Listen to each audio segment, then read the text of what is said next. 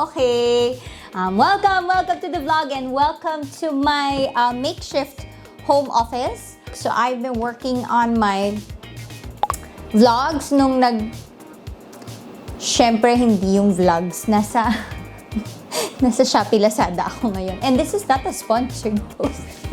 Okay, kasi yun ang topic natin for today. Oh my gosh! Ang topic natin ay hindi shopping. Kung hindi, pera. Pera guys, ang topic natin ngayon. So it's gonna be a different kind of vlog because I want you guys to engage and participate, and we're going to start by asking the question na, ano ang last 5 purchases mo online? Digital instant read, thermometer kitchen, cooking food, candy thermometer, habang, pangalan, oven thermometer, cake box, team growing crystal chemistry kit learning science toy, outdoor pan, set na stainless for camping, DK eyewitness books, The Elements, Battles That Changed History para it's another book, Timelines of Everything which is for me, and then a Super Lab Science kit, and then Timelines of Everyone, and All Creation Waits, The Advent. All of these are almost books except for the science kit. Okay, so the main premise of this vlog really is about accounting. Not so much, it's money, yes, but I don't know if you guys remember or you've seen my birthday vlog this year wherein I share 40 things that I have learned in the past 40 years. So I tried summarizing some key statements in my life that kind of like guided me throughout, or I learned as I was getting older and hopefully wiser. And one of them was like accounting. So account for what you buy, what you ate, what you feel. And when you do an accounting kasi, I really believe that when you see that accounting, it makes you understand who you are. They are clues about the person that you are right now or the person that you don't want to be. So I wonder, ano ba yung mga lumabas sa mga listahan ninyo? What is that? Sabi nga nila, di ba? Out of the abundance of the heart, the mouth will speak. Your cart will speak. Kung ano yung in-add to cart mo at check out mo at na-unbox mo will speak for whatever is in your heart. And to make this a little bit more different than usual, I actually asked a very good friend of ours, Mr. Randall Kyongson, who is a financial management and all that expert. Basta expert on money. He's written books on it and he provides seminars, and also you could consult him directly, which is what we do with him. And I also asked him, ano ba ang last Lazada and Shopee purchase niya? Hi, Randall! Hi, Carla! Thank you so much for being on the vlog. So, ano ang last Lazada or Shopee purchase mo? Or including Amazon? Okay. Sa mga Lazada, Downy, Tide, Joy. Lately, I've been buying a lot for my apos. Yun lang. So, nag-enjoy lang ako itong season na to na in fact, my daughter's telling me, Dad, don't spoil our kids too much. And so you see, our money and our desires actually have like a very strong correlation na kung ano yung desire natin, naturally, dun din napupunta yung pera natin. So, I feel like if we don't temper our desires, then our money would just, fly away. Kasi susundan lang natin yung mga desires natin. At kung hindi tayo mag-accounting, hindi natin malalaman na ganun pala ka-strong ang desire natin for something. And the question is there a way to control that desire? And is there a need to actually fulfill that desire right now, which is instant gratification? Or can we postpone like giving in to all of our desires? Because I'm not naman saying na don't give in to your desires right now. But is there a way of talking to yourself and telling yourself that I can postpone some of it now in order for me to have like a more secure future? Money is something that you need to manage kasi hindi siya limited resource siya eh. Hindi naman siya unlimited resource, limited siya. And you know that, Carla, no? Nung artista years mo, darating ang point, teka, diba? Hindi rin kasya pala despite of all the money. So, because it's limited, doon mo marirealize na kailangan to minamanage, pinabudget because kailangan identified mo yung priorities mo din. And doon nagkakaproblema maraming tao. Kasi hindi naman unlimited ang needs and wants, pero limited ang sources, nasisira sila doon sa priorities nila.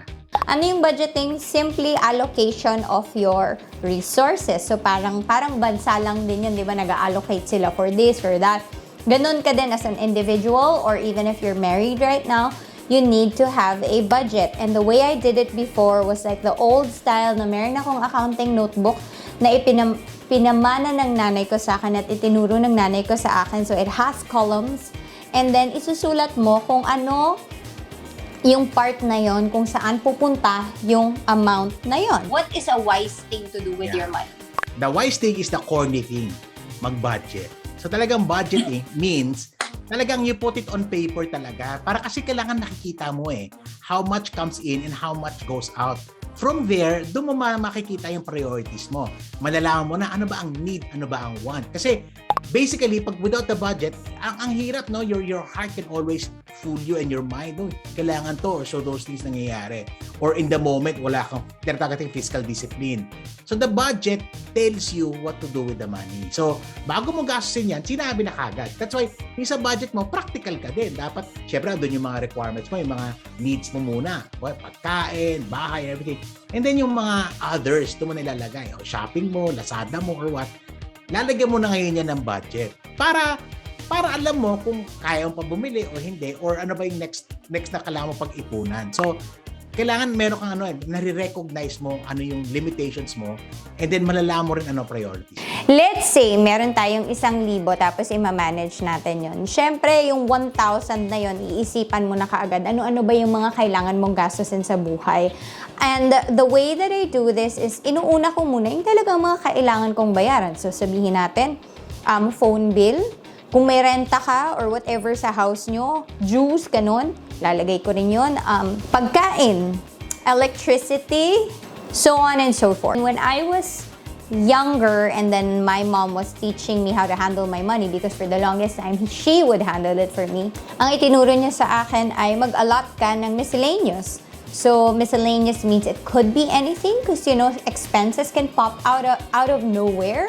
So para lahat accounted for mo, hindi ka mabibigla na kahit may sumulpot dyan, sagad na yung 1,000 mo pala para sa lahat lang ng expenses mo, hindi ka magugulat kasi na-account for mo na siya.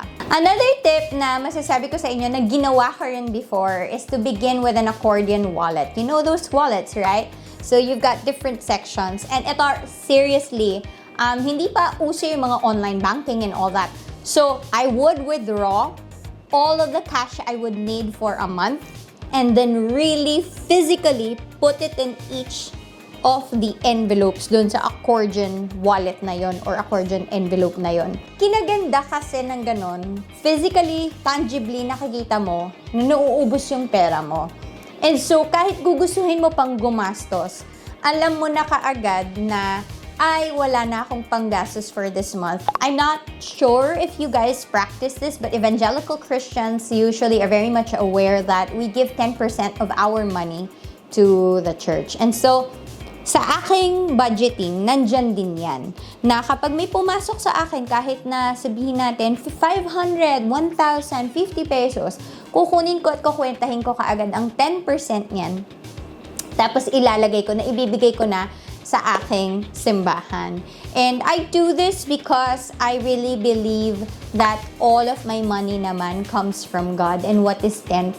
Secondly, I see also the things that we need to put up a church. The messages I would get online is that, talaga ba dapat magta-tithe pa rin ako kahit na online naman na lahat? Alam niyo po, marami pong kailangan para makapag-put up ng isang simpleng service lamang po. For me, honestly, what is 10%? To give back to God and to support our church. When something comes in, I put away something for savings. Ito later on ko na natutunan na sana meron kang liquid, meaning hindi siya naka-invest in anything, yung madali siyang hatakin na mga 3 to 5 months worth of your sweldo na nakatabi lang, na ready mo lang talagang gamitin just in case anything happens. It's like an emergency fund. Ano ba ang maayos na buffer para sa'yo? Sa akin, ano pa rin, classic, yung 3 to 6 months of your monthly expenses. So if you're spending 50,000 a month, dapat may mga 300 ka man lang. Okay, 150 or 200. Yun daw ang healthy financial state ng isang regular individual na at least may ganon ka. I actually have a very encouraging story. May nabasa lang akong libro na Storehouse Principle. So I opened another account that I said I will never look at, I will never withdraw from, and I just put in there a figure every time I got something. And I kept putting in there, kept putting in there. And then one day, may parang issue doon sa binili kong condo. And I needed to have a lump sum of like about 1 million pesos or ganyan. Sabi ko, oh my gosh, sabi ko, wala akong 1 million pesos right now. So it's like, anong kayang gagawin ko? And then I remembered, sabi ko, teka lang, magkano na kaya yung nasa storehouse ko na sinimulan ko a while back? And then when I opened it, it was already at 800,000 pesos. And all I needed to do was look for the other remaining 200,000. I want to encourage you with that kasi, alam nyo, napakasimple lang ng ginawa ko. Nilagay ko lang siya ng nilagay at tinabi sa isang lugar na hindi ko ginagalaw, na hindi ko pwedeng gastusin kahit na may gusto akong bagay. And it saved me on a rather rainy day. Investment is for everyone, definitely. But you gotta have surplus, meaning you have to have money that doesn't really go to your monthly expenses. Kaya ako pinapa-separate yung columns ng needs tsaka ng wants. Kasi yung wants, kahit na feeling mo need siya, the reality is, kaya mo namang mabuhay talaga na wala siya. So, if your budget can accommodate you to begin saving more and investing more, go ahead.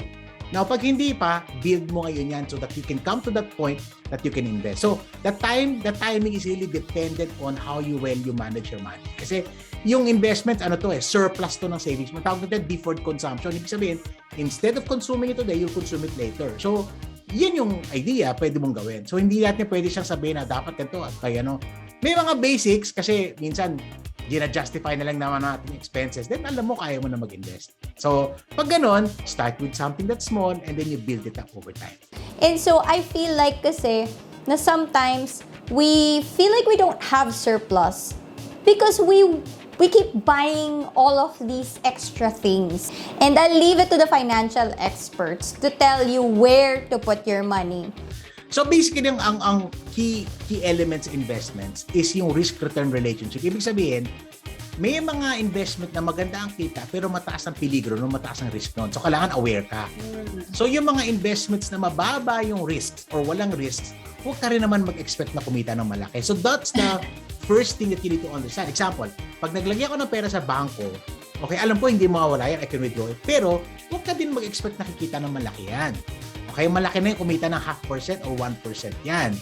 So, pag naglagay naman ako sa stock market, pwede ako kumita ng 10-15%. Pero pwede ka rin malugi ng ganung kalaki. So, you have to identify ano ba yung kaya mo and ano ba yung naiintindihan mo. So, having said that, siyempre yung base mo lagi, yung less risky, doon ka mag-uumpisa. Parang I look at it sa parang pyramid triangle. Yung base mo, doon yung medyo safe. And then, packet na packet yan, as you build more money, then yung risk tolerance mo akat. Kasi, so nag-umpisa ka savings muna. Savings. And then maybe insurance. Mm-hmm. And then after that, itaas mo, baby, you can start with the mga mutual funds. O ito mga investment funds na available. And then, pwede ka na bumili ng stocks mo. Or at the same time, pwede property na rin. And then as you try, then eventually, di ba, yun ay mga business. And then meron yung ngayon, yung uso ngayon, yung mga cryptocurrency. So, there is the higher, kumbaga the higher your understanding of investments, the more you get into that. Pero alam mo rin, pag nakita mo yung pera mo, dapat naka-triangle siya. Kasi yung higher risks, maganda yan, pwede ka kumita, pero pwede rin maubos pera mo. So, liliitan mo yan, lalakyan mo yung base. So, ganyan lang gagawin mo over time hanggat masanay ka, matuto ka, maging expert ka sa ginagawa mo. Nagsimula yan, very active pa ako sa acting career ko. And then my mom got wind of this pre-selling condo. Mas sabi niya, yung magiging hulog mo dito for a long, long time bago ka mag-lump sum ulit is going to be 50-something thousand pesos. At the time, I mean, like, that was how many years ago? I said, wow, parang hirap nung 50K. Parang, paano ko yun? And, artista ko nito. So, yung kita naman namin talaga well exceeds that amount, no? And so, I said, ano ba? Kukunin ko ba to? Gagawin ko ba to? And the very thing that I had to think about is that kaya naman siya, kung kaya, However, sisikip talaga yung buhay ko. Meaning, marami akong bagay na hindi ako makakabakasyon, hindi ako makakabili ng mga bagay na gusto ko. Nung time na yun, parang kunwari mo, damit, o di kaya sapatos, o di kaya gadgets, ganyan.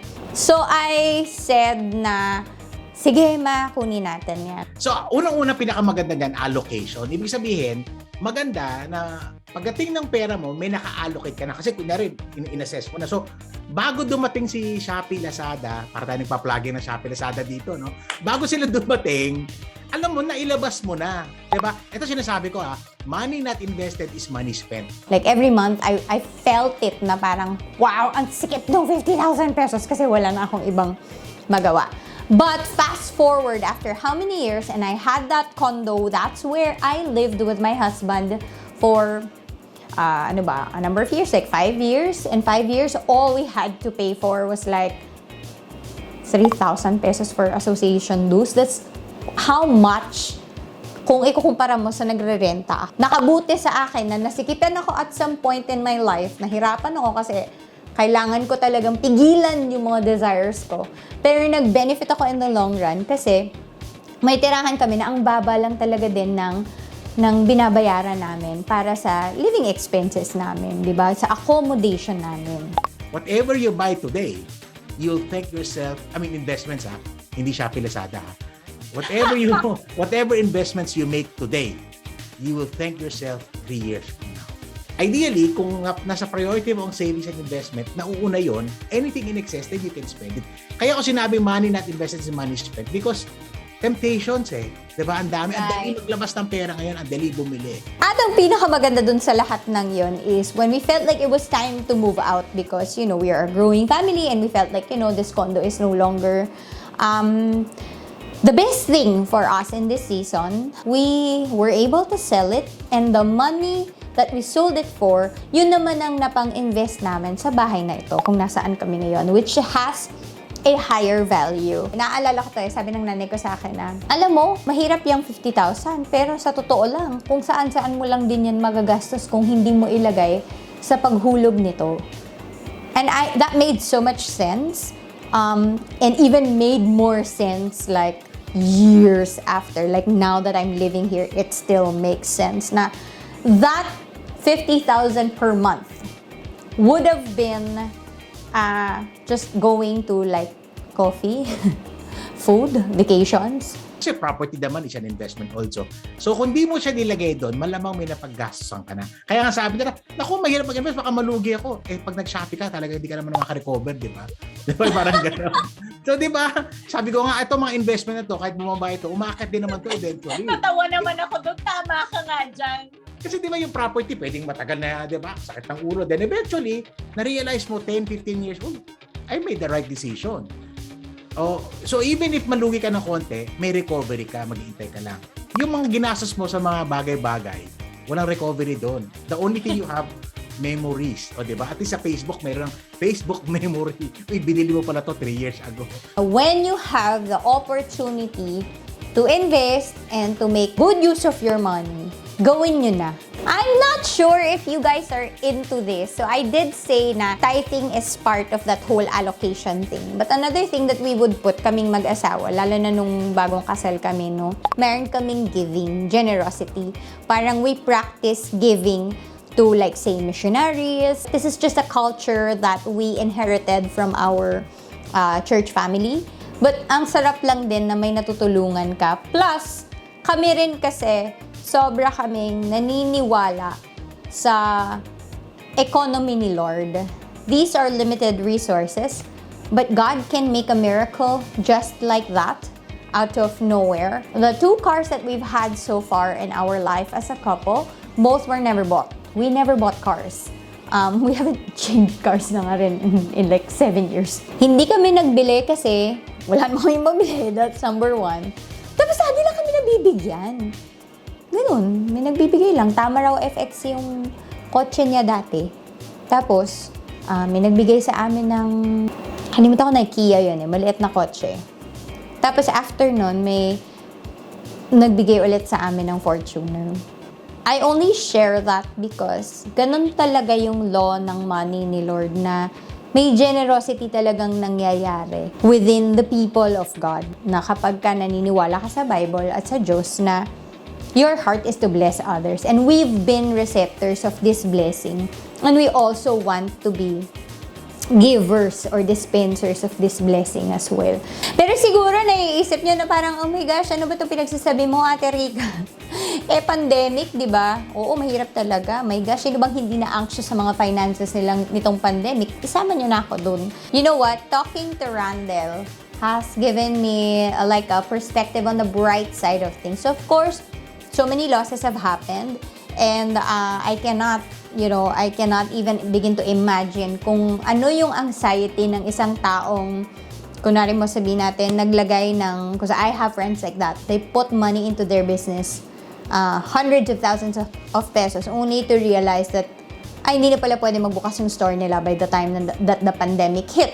Pero on the bright side of things, meron din pala. And I would rather that you hear it from Randall than from me. Parang feeling ko, nagkaroon ako ng pag-asa na parang, alam mo, oo nga, no, matatapos din tong pandemic. It feels like forever kasi. Pero meron din talagang panahon na magli-lift din lahat ng ito. And when that time comes, our questions to ourselves would be, did we make use of that time na very slow ang lahat and very, very minimal yung daloy ng ating pera noong mga panahon na yun? Did we make good use of that time so that by the time it lifts, we can reap benefits from whatever we were able to build in that very slow season? Kung ikaw ang mag-a-advise sa mga tao, ano bang dapat na ginagawa sa pera Ngayon kasi natin? defensive na yon. Kasi we don't know how long this pandemic is gonna last. Dapat nasa defensive side tayo. In other words, you want to maintain enough savings in your money right now. Kumbaga, part of your money, yes, i-invest mo, pero part din ng money mo, kailangan mo defensive kasi hindi natin alam ang mangyayari. Both defensive and aggressive. Ang hirap, ang labo, no? Because defensive kasi hindi natin alam ang mangyayari, pero you can now, part of your money, you can now take advantage of the opportunities. Maraming opportunities din ngayon kasi, di ba, yung prices bumagsak, may property na bumaba, or yung mga offers ng mga developers ngayon, stretch na yung payment facility mo, nakaka-tempt talaga. So, kailangan balansin mo lang. Take this opportunity. Hindi ko sinasabing huwag gumastos, huwag mag-enjoy. Importante yan. Mental health din natin yan. Tawag nila dito, retail therapy. O ngayon, di ba? Di ba? Iba din yung joy pag nag-add to cart, di ba? So, kailangan mo rin yan, pero add to cart, pero huwag mo i-check out. Yan yung key doon. Pero siya, tapos i-check out. Young people today, dalawa yan, no? Merong young people na talagang YOLO. Pero marami din young people na natutuwa ako because, wow, I mean, they know how to handle money. 27, 28, 26, nakabili na ng mga bahay nila. Buti na lang secured ako. Ano sa tingin mo ang, nila, yung parang, ano yung characteristic nila? Number one, sobrang nilang... natin ang aral. Number one, ang galing din nila mag-generate ng income. Kasi, alam mo yung mga bata ngayon, di ba, sa kanila, way of life yung side hustle eh. Nung panahon namin, ang tawag namin racket. Correct. And ito problema, pag rumaracket ka, medyo negative ang dating. Nahihiya ka, tinatago mo, hindi ka proud about it. Ngayon, yung term binago nila, ginawa nilang side hustle. Side hustle. Yung side hustle became such a positive thing. The younger people na yun embrace yung multiple sources of income. The next part is, they were able to start to save, start to invest, and then they started to prepare properly. So, nakakatuwa lang. Ang tawag namin dito, gig economy o yung underground economy. But the underground economy is now the main economy. Randall, I had so much fun as always talking to you. Thank you very much. I am no financial expert, and this is why I asked our very dear friend Randall to be on the show kasi mas gets naman niya, mas makaka-provide siya ng better perspective para sa atin when it comes to money. But let me just leave with you two things that I've realized over the years when it comes to our money habits. Really, it all goes back to our kindergarten days na tinuruan tayong tumingin sa mga langgam. Ants are known for saving for the rainy days. And that's kind of like the principle that I want to leave with you right now. There are two things that the ants will do in that whole principle na save for the rainy day.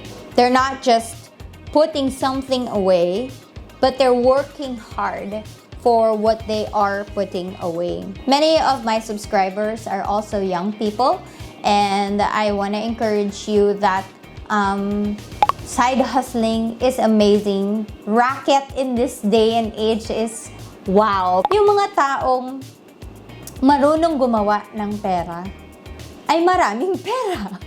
If you can, why would you not work as much as you can? And at the same time, you couple it with knowing how to put away things. Hindi yung work hard ka nga, di mo naman na itabi, di wala rin in the end, di ba? Yun nga yung actually yung masakit. You've got one part of the ant mentality covered.